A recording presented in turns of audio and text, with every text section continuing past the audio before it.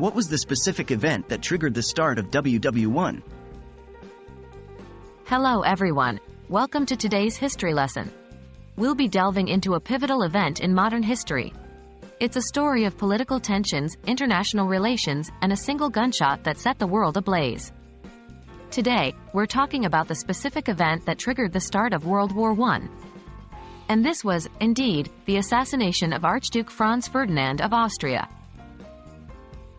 Who was Archduke Franz Ferdinand?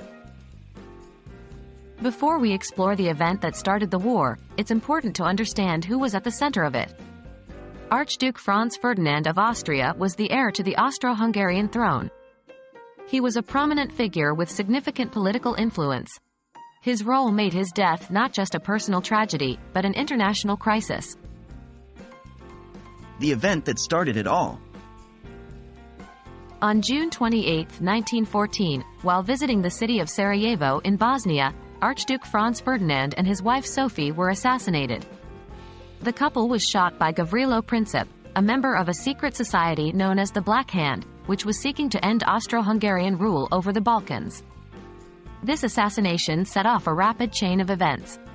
Austria-Hungary, assuming that the Serbian government had a hand in the plot, issued a harsh ultimatum to Serbia. When Serbia failed to meet all of the demands, Austria-Hungary declared war. The Domino Effect. The tensions in Europe had been growing for years, with countries forming alliances and arms races heating up. The assassination of Franz Ferdinand was the spark that ignited these tensions and led to the outbreak of war. Due to a complex system of international alliances, other major powers were quickly pulled into the conflict. Russia came to Serbia's defense, leading Germany to declare war on Russia. France and Britain, allied with Russia, were then also drawn into the war against Germany and Austria-Hungary. So, the event that triggered the start of World War I was the assassination of Archduke Franz Ferdinand.